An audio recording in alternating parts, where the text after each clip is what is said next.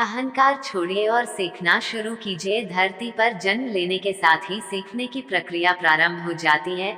जो हम बड़े होते जाते हैं, सीखने की प्रक्रिया भी विस्तार लेती जाती है। जल्द ही हम उठना, बैठना, बोलना, चलना सीख लेते हैं। इस बड़े होने की प्रक्रिया के साथ ही कभी कभी हमारा अहंकार अधिक बड़ा हो जाता है और तब हम सीखना छोड़कर गलतियां करने लगते हैं। यह अहंकार हमारे विकास मार्ग को अवरुद्ध कर देता है। इस बात की चर्चा करते हुए मुझे एक वाकया याद आ रहा है जिसकी चर्चा मैं आप लोगों के सामने करने जा रही हूँ। एक बार की बात है, भारत के महान विचारक एक बार संत रविदास से मिलने उनके घर गए। दोनों में विभिन्न विषयों पर चर्चा होने लगी।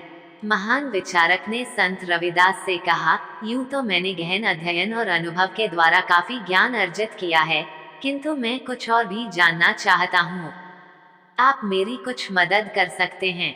संत रविदास को मालूम था कि वो अपने विषय के प्रकांड विद्वान हैं, जिसका उन्हें थोड़ा घमंड भी है, अतः सीधी बात करने से कोई काम नहीं बनेगा।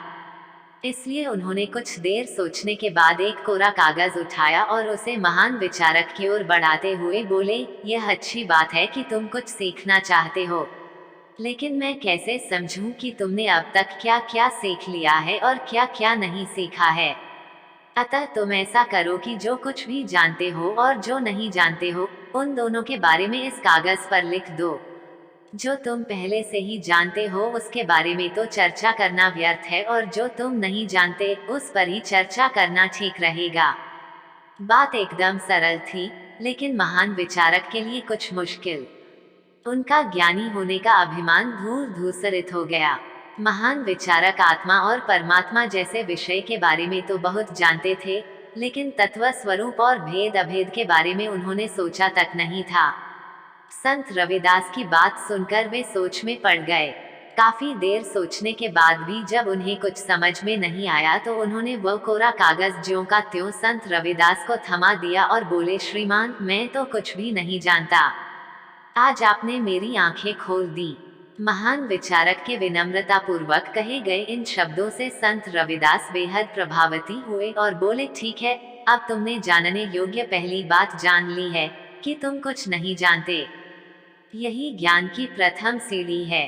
अब तुम्हें कुछ सिखाया और बताया जा सकता है, अर्थात खाली बर्तन को भरा जा सकता है, किंतु अहंकार से भरे बर्तन में बूंद भर ज्ञान भरना संभव नहीं। अगर हम खुद को ज्ञान को ग्रहण करने के लिए तैयार रखें, तो ज्ञानार्जन के लिए सुपात्र बन सकेंगे। ज्ञानी बनने के लिए जरूरी है कि मनुष्य ज्ञान को पा लेने का संकल्प ले, और वह केवल एक गुरु से ही स्वयं को न बांधे, बल्कि उसे जहाँ कहीं भी अच्छी शिक्षा मिले उसे ग्रहण करें।